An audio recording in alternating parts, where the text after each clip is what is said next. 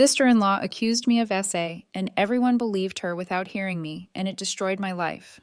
But years later, her affair exposed everything, and now she is begging. Never thought I'd be the woman sitting here at 2 in the morning writing one of these posts. But here we are. Last week, my entire world got flipped upside down in a way I'm still trying to wrap my head around. Using a throwaway account, since Vanessa reads these forums, and I don't need her twisting this into more drama. This is going to be a long one because there's years of context that matters. Bear with me. I grew up in a middle-class family in Ohio, just me and my older brother Tyler. 5-year age gap between us. But despite that, we were incredibly close. The kind of close where other people would comment on it. When I was in elementary school, kids used to make fun of my stutter. It was bad enough that I'd avoid speaking in class entirely. Take the bad participation grades just to avoid the embarrassment. Tyler shut that down whenever he saw it happening. He didn't do it with violence or intimidation. He just had this presence, this big brother energy that made bullies reconsider their choices real quick. More importantly, though, he didn't just protect me from other kids. He actually helped me fix the problem.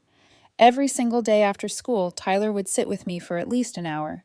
We'd do tongue twisters, practice reading out loud, work through exercises he'd researched online. The kid was in high school dealing with his own homework and sports and social life, but he made time for this every day, no exceptions. By the time I got to high school myself, my stutter was completely gone. People who met me then had no idea I'd ever had a speech problem. Tyler wasn't just my brother, he was my best friend, my role model. The reason I made it through my awkward years without completely falling apart. I looked up to him more than anyone else in my life. Here's the thing though, our parents definitely loved Tyler more. That's not me being bitter or dramatic, it's just facts. He was the star athlete at every level, pulled straight A's without seeming to try, had that naturally outgoing personality that made everyone want to be around him. Teachers loved him, coaches loved him, girls loved him. I was the quiet kid with average grades who preferred books to sports. But I never resented the favoritism because Tyler never made me feel like I was less important. He included me in everything. When his friends came over, I wasn't the annoying little sister who got told to leave. I was part of the group. When he went to parties in high school, he'd bring me along and make sure I felt included. He built up my confidence in ways our parents never did. After college, we both ended up working at the same tech company. Total coincidence, but it felt right. We were in different departments, so it wasn't awkward or anything. We'd grab lunch together every single day in the cafeteria, hit the gym together 3 times a week, sometimes grab dinner after work. My coworkers used to joke that we were more like twins than siblings 5 years apart. Life was genuinely perfect. I had my career on track. I had my brother, who was also my best friend, and everything just felt like it was falling into place exactly how it should. Then, 3 years ago, Tyler met Vanessa at some company networking event. She worked in HR at one of our competitors' offices. From the very first moment I met her, something felt off. I can't even explain it properly. Just this gut instinct, this feeling in my stomach that something about her wasn't right, that she was performing rather than being genuine. Vanessa was the type of person who flirted with everyone. And I mean everyone, but especially men. Didn't matter if they were single, married, old, young. She'd turn on this charm and make these comments that rode the line between friendly and inappropriate.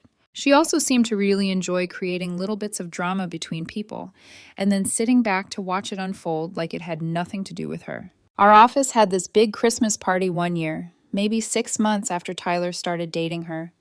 Vanessa spent a significant portion of the night dancing inappropriately close with several of Tyler's coworkers.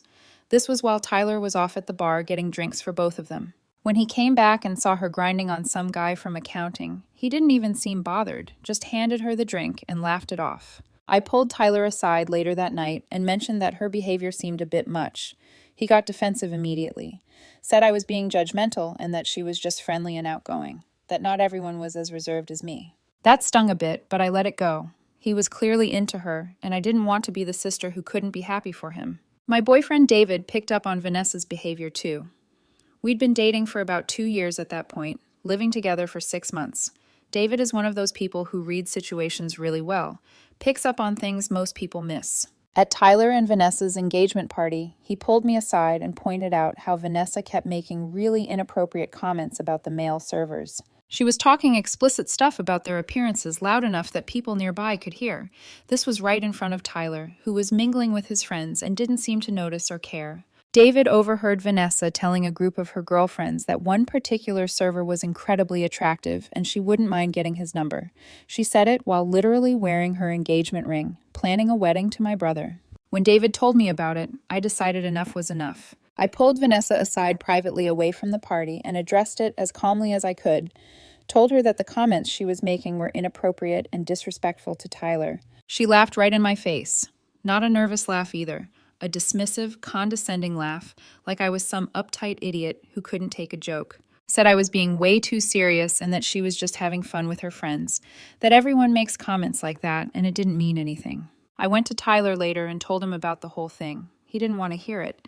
Said I was being too protective and that Vanessa had a different sense of humor than what I was used to. That I needed to lighten up and stop analyzing everything she said. We actually got into a bit of an argument about it, which was rare for us. I dropped it after that because I didn't want to damage my relationship with my brother over his fiancée. They got married about 8 months later. Typical wedding, nothing too fancy. I stood up for Tyler, gave a speech, did all the traditional stuff. I tried to be supportive even though I had serious reservations about Vanessa. This was Tyler's choice, and I wanted him to be happy. Things started getting really weird about 6 months after the wedding. Vanessa began showing up at my house unannounced, always when David wasn't home, which seemed like more than just coincidence. The first time it happened, she claimed she was in the neighborhood and wanted to return a book she'd borrowed from David weeks ago. Seemed innocent enough, so I let her in for a few minutes. She didn't just drop off the book and leave, though. She sat down on my couch, made herself comfortable, started asking me personal questions about work and whether David and I were happy. When I gave short, polite answers, she scooted closer on the couch. Close enough that I instinctively moved away. The second time she showed up, her excuse was that she desperately needed to use the bathroom because she'd been shopping nearby and couldn't make it home. Again, seemed believable enough, but after using the bathroom, she didn't leave. She found me in the living room and sat down, this time even closer than before. Started making small talk about random stuff, asking if I wanted to watch a movie since David wasn't home yet. That's when I realized this wasn't accidental. The pattern was too obvious. She was specifically choosing times when David was at work or out with friends. She was inventing reasons to be in my house, and she was getting physically closer each time, testing boundaries. I told David everything that night. Every detail of both visits, every weird comment, every time Vanessa sat too close or stayed too long. David wasn't surprised. He said he'd been getting weird vibes from Vanessa for a while and had actually been worried something like this might happen. We agreed right then that I should never be alone with Vanessa. Not ever. If she showed up and David wasn't home, I wouldn't let her in. No exceptions. David also suggested we install a Ring doorbell camera. Said it would be good to have a record of these visits in case things escalated. I thought he was being a bit paranoid at the time, but agreed anyway. We installed it that weekend. After that, whenever Vanessa showed up at my door, I'd make excuses through the Ring intercom without even opening the door. Sorry, I'm on an important work call. Sorry, I'm about to head out. Sorry, now's not a good time. She definitely wasn't happy about it. I could see her face on the camera, the annoyance in her expression when I'd turn her away, but I didn't care. My relationship with David and my own peace of mind were more important than whatever game Vanessa was playing. The incident that changed absolutely everything happened 3 months ago. It was a Tuesday evening, around 7 o'clock. David had a late meeting at work and wasn't going to be home until at least 9 o'clock. I was making dinner when my doorbell rang. Checked the Ring camera and saw Vanessa standing there, visibly crying. My first instinct was to ignore it. Stick to the rule about never being alone with her. But she looked genuinely upset, tears streaming down her face, and I thought maybe something had actually happened. Maybe she and Tyler had a serious fight. Maybe there was a real emergency. Against every instinct screaming at me not to, I opened the door. She came in immediately, crying about how she and Tyler had this huge fight and she didn't know where else to go. Said her friends weren't answering their phones and she just needed someone to talk to for a few minutes until she calmed down. I told her to wait in the living room while I called Tyler to come get her. Tyler's phone went straight to voicemail. Tried 3 more times. Same result. I sent him a text saying Vanessa was at my place and he needed to come get her as soon as possible. Then I went back to the living room, staying near the doorway instead of sitting down. Vanessa was on my couch still crying, but not as intensely as when she arrived. She started going on about her marriage problems, how Tyler worked too much, how he didn't pay enough attention to her, how she felt lonely all the time. Standard relationship complaint stuff that made me uncomfortable because I really didn't want to be in the middle of their marriage issues. Then she patted the couch cushion next to her, said I should sit down because standing in the doorway was weird. I stayed exactly where I was, said I was fine standing. She kept talking, and after a few minutes, she moved closer to where I was standing, sat on the arm of the couch nearest to me, put her hand on my arm while she was talking about how Tyler didn't understand her the way other people did. I moved away immediately, walked to the other side of the room, told her she needed to calm down and wait for Tyler to get my message. She followed me, actually stood up and followed me across the room, sat on the armrest of the chair I'd moved near, put her hand on my shoulder this time. That's when I'd had enough. I stood up, moved completely away from her, stayed standing near the front door, told her in the clearest terms possible to stay on the couch and wait for Tyler. No more moving around, no more touching, just wait. She finally seemed to get the message and went back to the couch. Her expression, though, she had this look on her face like she was annoyed I wasn't playing along with whatever she was trying to do. Tyler showed up about 30 minutes later. I'd sent him 2 more texts, and he'd finally responded saying he was on his way. The second Tyler walked through the door, Vanessa's entire demeanor changed instantly. The crying stopped. She was suddenly cheerful and smiling, acting like we'd just been having a pleasant conversation while she waited for him. Tyler looked confused by the sudden mood change, but didn't question it. They left within 5 minutes. The whole thing felt wrong. The timing, the mood shift, all of it. I called David as soon as they were gone and told him everything that happened. He was furious that I'd let Vanessa in at all, even though he understood why I did. We both agreed that was the absolute last time, no matter what excuse Vanessa showed up with. A week later, I pulled Tyler aside at work and told him about Vanessa's behavior. How she'd followed me around the room, kept touching me despite me moving away, how her mood completely changed the second he arrived. I expected him to at least hear me out, maybe have a conversation with his wife about boundaries. He got defensive immediately, said I was trying to cause problems in his marriage, that I'd always had an issue with Vanessa, and now I was making stuff up to turn him against her. I tried to explain that I wasn't making anything up, that I'd never wanted to cause problems, but he wasn't interested in hearing it. We ended up in a full argument in the parking lot at work. He drove off angry, and we didn't speak for 3 days. That's when Vanessa apparently decided to escalate her campaign against me. Over the next couple weeks, she started telling people at their church group that I had been the one making advances toward her all along, that I'd been flirting inappropriately, making suggestive comments, trying to manufacture situations where we'd be alone together. The lies were so twisted, so backwards from reality, that I actually laughed when I first heard about them. Then I realized how serious this was. She was systematically destroying my reputation, and people were believing her. I found out the full extent of her lies from an acquaintance who goes to their church. He pulled me aside at the grocery store one afternoon, asked me directly if something was going on between me and Tyler because of issues with Vanessa.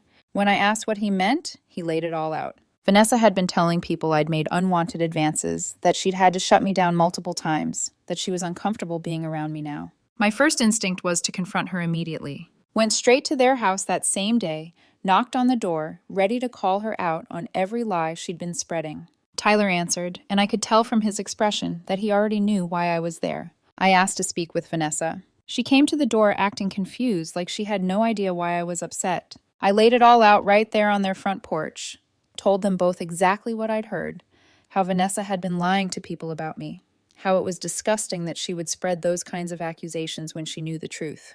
Big mistake confronting her like that. She immediately started crying, backing away from me like I was some kind of threat. Said I was being aggressive and scaring her, that she'd only mentioned to a few close friends that my behavior made her uncomfortable, and now I was showing up at her house angry. Tyler stepped in front of her, told me I needed to leave. I tried to explain, tried to tell my side, but Vanessa was crying harder now, holding on to Tyler's arm like she was terrified. The victim act was flawless. Tyler believed every second of it. He told me to get off of his property before he made me leave. The look in his eyes made it clear he wasn't bluffing. After that, Tyler cut me off completely. At work, he wouldn't even acknowledge my existence. Would see me coming down the hallway and turn around to go a different direction. He canceled all our gym sessions without explanation. When I texted him trying to talk, he left me on red. The brother who'd been my best friend my entire life was treating me like a stranger. Worse than a stranger, actually. Our parents noticed something was wrong. Tyler told them his version of events, heavily filtered through Vanessa's lies. They started calling me, asking questions about why Tyler was so upset, what had happened between us. I tried explaining my side of things, but I could hear the doubt in their voices. Tyler had always been the favored one, the perfect son.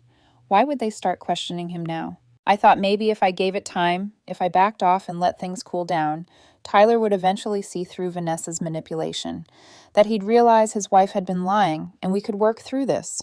I was still holding on to hope that my brother was in there somewhere underneath all the lies Vanessa had fed him. I had absolutely no idea how much worse things were about to get, or how wrong I was about having any chance to fix this. Last week, everything exploded. It was a Friday morning, early, really early. David had left for his 6:15 a.m. gym session that he goes to every Friday without fail. He'd kissed me goodbye around 5:45 and told me to go back to sleep since I didn't have to be at work until 9. I was actually still asleep when the pounding started. Not knocking, pounding. Aggressive, violent pounding on my front door that jerked me awake with my heart already racing. I grabbed my phone off the nightstand and saw 3 missed calls from my mom and 2 from my dad, all within the last 20 minutes.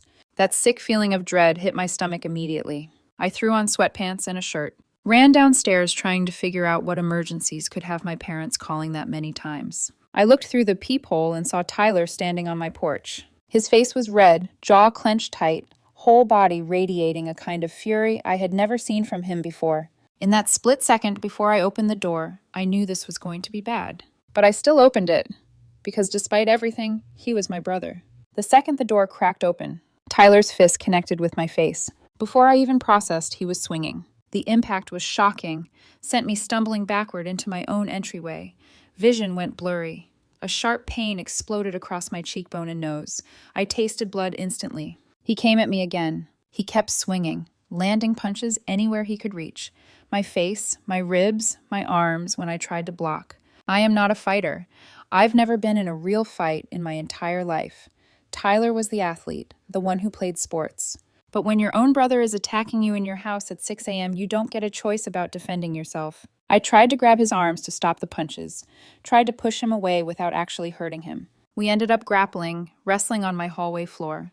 The small table by my door got knocked over, picture frames crashing to the ground and shattering. At one point, I managed to twist away from him hard, and that's when I heard it. A sickening pop from his shoulder. Tyler screamed, immediately rolling away from me, clutching his left arm against his chest. The sound he made was pure, raw pain. I scrambled to my feet, backing away, breathing hard, nose bleeding freely now. My ribs were throbbing from where he'd landed several solid punches. Tyler was on the ground, curled up on his side, holding his shoulder, hissing in pain whenever he moved wrong.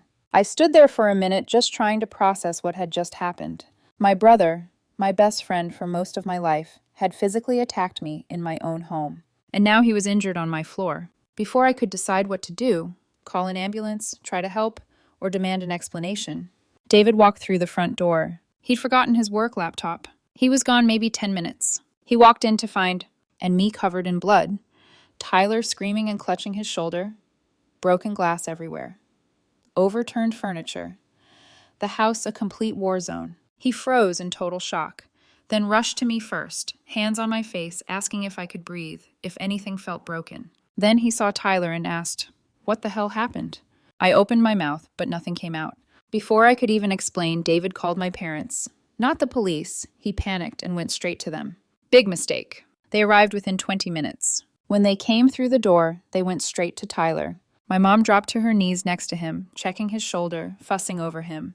My dad knelt beside him, asking where it hurt. Nobody even looked at me. I was bleeding from my nose, from a split lip, my ribs aching, and neither parent spared me a single glance. Only after they confirmed Tyler needed to go to the hospital did my mom finally turn toward me. The look on her face, I will never forget it. It wasn't concern, it wasn't confusion, it wasn't fear. It was disgust. Cold, unfiltered disgust. Then she said it. The sentence that shattered whatever was left of my relationship with my family. "You must have done something to provoke Vanessa. Why else would she make such serious accusations about you?" My brain went blank. My ears rang. It felt like the floor dropped out from under me. Dad added more details. Vanessa had told Tyler 2 days earlier that during the night she came to my house crying about their fight. I had tried to assault her, that I tried to force myself on her, that I grabbed her arms when she tried to leave, that she only escaped because she heard Tyler's car pulling up. She said she'd been too traumatized to say anything right away, that she had nightmares about it, that she finally broke down and told Tyler because she couldn't keep it inside anymore. Every single word was a lie. Not one thing in her story was true. Not one. But my family had already decided it was true. I tried to explain everything. The Ring doorbell footage, how Vanessa followed me around my house, how she initiated all contact, how her crying act instantly vanished when Tyler arrived. But the footage was long deleted by the 60-day auto overwrite, and my parents told me that was convenient. Dad said the camera story was clearly something I made up after the fact. Mom said Vanessa had always seemed uncomfortable around me, another lie planted by Vanessa. And Tyler stood there between them, holding his injured shoulder, and looked at me like I was a monster. The boy who spent hours helping me overcome my childhood stutter was now staring at me like I was subhuman. My dad said, "I always knew there was something off about how close you tried to be with Tyler. This only proves it." That sentence broke something in me, something permanent. After that moment, there was nothing left to salvage. No relationship to repair, no apology that would ever undo the damage. David and I had just been discussing a job offer I'd gotten in Colorado. Better pay, better benefits, better growth. We'd been hesitant because it meant leaving Ohio behind, leaving family behind. But suddenly the decision was the clearest it had ever been. When I told my parents we were moving to Colorado, you'd think I announced I was running away from a crime scene. Mom cried hysterically, said I was running from accountability. Dad said I was tearing the family apart. Tyler threatened me outright. "If you ever try to contact me, Vanessa, or Mom and Dad again, I'll finish what I started." He said it with pure hatred in his eyes. I believed him. The brother I loved was gone, completely gone. So we moved. Within 2 weeks.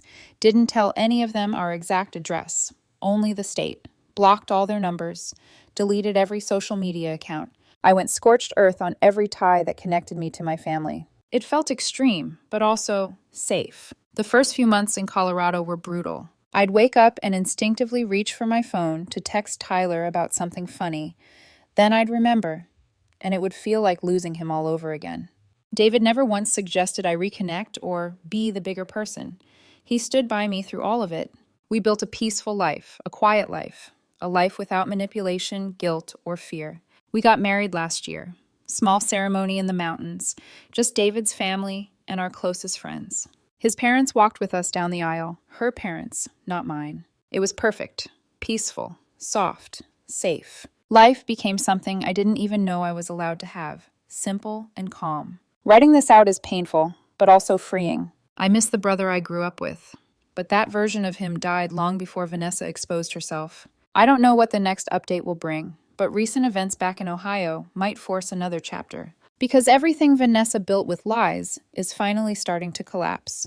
What happened next didn't just crack the illusion my family had been living in, it destroyed it beyond repair. About a month ago, I got a message from Chris, a mutual friend from college who had stayed in Ohio. We'd kept in touch loosely over the years, usually just holiday messages, but this time he asked if I could video call ASAP. When I picked up, his first words were, "Denise, do you want the short version or the nuclear version?" My stomach dropped. "Nuclear," I said. He took a breath. "Vanessa's been having an affair." My first reaction, not shock, not disbelief. Just a cold, quiet, "Of course she has." But then Chris added, "With your dad's best friend." I sat up so fast my headset slipped. "What?" "Yeah," Chris said. "David? Your parents' friend David? The one who's been around since you guys were kids?" I felt sick. This man had been at Tyler's graduation, at his wedding, at every family holiday event. Someone we called Uncle David growing up. Apparently Vanessa had been sleeping with him for almost a year. Tyler found out on a completely normal Tuesday night. He had noticed Vanessa acting weird for weeks, keeping her phone face down, taking calls in another room, suddenly guarding her phone like it contained nuclear codes. While she was showering, he checked her phone, and he found everything. Here's what Chris told me Tyler found. And explicit photos. Hundreds of messages going back nearly a year. Plans for hotel meetups. Vanessa initiating nearly every interaction. Vanessa calling Tyler a clueless idiot. Vanessa bragging about how easy it was to lie to him. Vanessa mocking Tyler's intimacy. Vanessa saying, David makes me feel alive and Tyler never could. Tyler confronted her when she came out of the shower. She tried her usual manipulation tactics first. It was just a joke. You misunderstood. It was harmless flirting. But Tyler wasn't buying it, not this time. He demanded the truth. And Vanessa, cornered, finally admitted to the full affair. What happened next? I hate typing it. But hiding it won't help anyone. Tyler lost control. He snapped. The neighbors heard screaming, glass breaking, furniture thrown. When Vanessa tried to run outside, Tyler grabbed her and slammed her against a wall. The neighbors called police after witnessing it through their window. When officers arrived, Vanessa had, and 2 broken ribs, a concussion, bruising along her arms, some cuts on her legs from the shattered glass. Tyler was arrested on aggravated assault charges. He was denied bail at first because the injuries were severe and the fight was witnessed. Vanessa went to stay with a cousin when she got out of the hospital. David's wife found out about everything. Tyler delivered her the evidence personally, and that's when the entire thing blew wide open. David's wife posted screenshots of the affair to Facebook and Instagram, and these were not vague screenshots. They included, and Vanessa mocking her husband, Vanessa humiliating Tyler, Vanessa bragging about manipulating people, Vanessa laughing about the false accusations she spread, Vanessa telling David she wished Tyler would disappear, Vanessa admitting she lied to get Tyler emotionally dependent. It spread like wildfire. Vanessa deleted all her accounts within hours, but the screenshots were everywhere. Women from their church started coming forward saying Vanessa had tried to flirt with their husbands too. Some said she tried to get their husbands' numbers. Others said she'd made explicit comments. Even Vanessa's own father cut her off, saying she'd disgraced the family. Meanwhile, Tyler was sitting in jail with a dislocated shoulder, waiting for a court-appointed attorney. I hadn't spoken to anyone in my family in nearly 2 years. Then my phone rang, a number I didn't have saved. It was Mom. She started crying immediately. Oh, Denise, we are so sorry. We were wrong. We should have believed you. We should have listened to you. Vanessa, she's evil. She lied about everything. Dad got on the phone too. For the first time in my entire adult life, I heard him say the words, "We failed you, Denise." And then, because of course, this is what they were really calling for, they asked for help. Specifically, money. They needed help paying for a real lawyer for Tyler, a $25,000 retainer. Because their retirement is gone, their savings drained. They refinanced the house to fund Vanessa and Tyler's lifestyle. They sold their SUV to cover Tyler's first round of legal fees.